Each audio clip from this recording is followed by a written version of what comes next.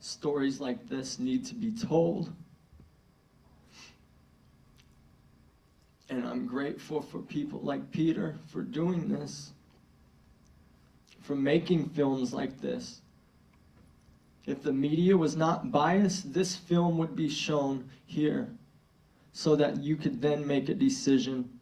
Show them both sides of the story and then let the human being make the decision whether they want their kids there or not. Don't show me one side and say it's patriotism, it's courageous. Nothing I did in Iraq was courageous. I brought fear into people's homes. I traveled with a .50 caliber weapon every single day and slept with a pistol underneath my pillow. Tell me what is so courageous about that.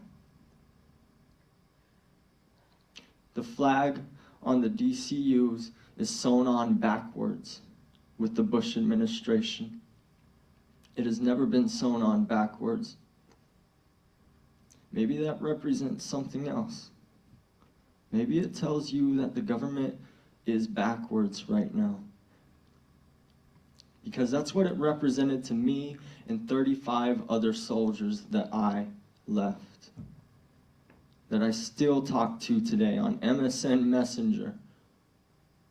President Bush said it himself, you can do amazing things through internet and phone calls.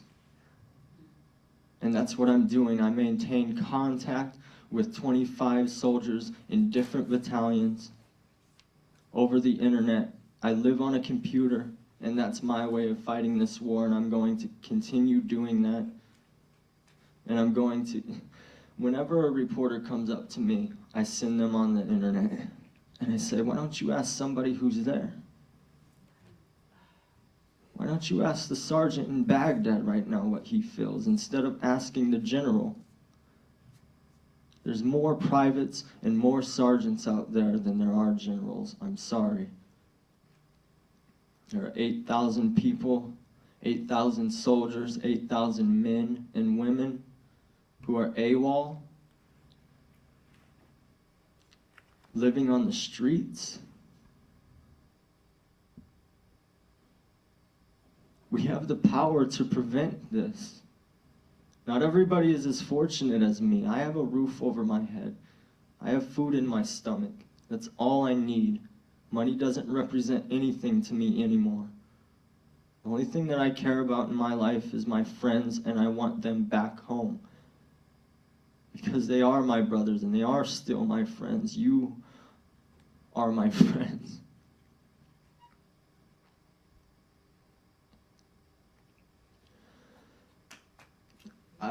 I'm really at a loss for words right now. There's so much I want to tell you, so much I want to say. The incidences in Iraq, the things that have happened to me, the things I've seen. Do you honestly think that it's patriotic?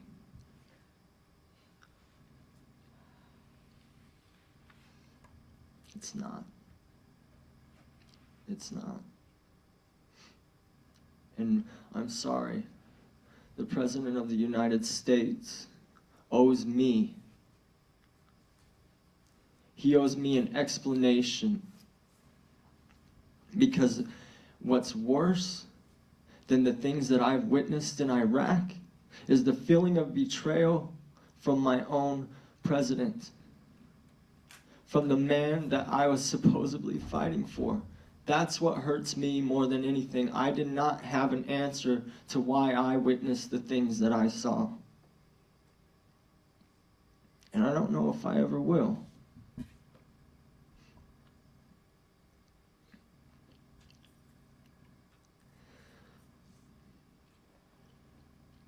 I want to thank every single one of the Canadians who have helped me get through my times,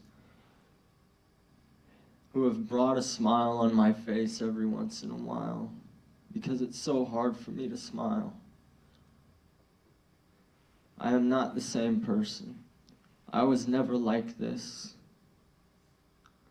I never saw myself talking to a group of people after a film. I never saw myself meeting ambassadors or anything, or senators. I never, in my life would have saw that. And nobody should have to go through what I've gone through. But we do. And all I'm asking for is a normal life. That's it. I'm not asking for $1 million. I just want to live my life as a human being. I want to try and start over again. And I can't do that until somebody says it's okay. Whoever that is, the Harper government, the United States government, whoever it is, I just want them to say it's okay. You don't have to go back.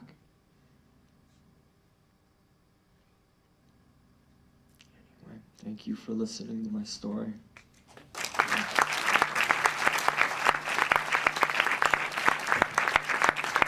We actually have Kyle and Nadia here if you'd like to ask questions. They're here for you. Kyle also is going to have a card. He would like everyone to sign it. He's going to be sending his good friend a card in Iraq, and he wants everyone here to sign a note to them. So we'd like for you to ask questions to them. This is Peter.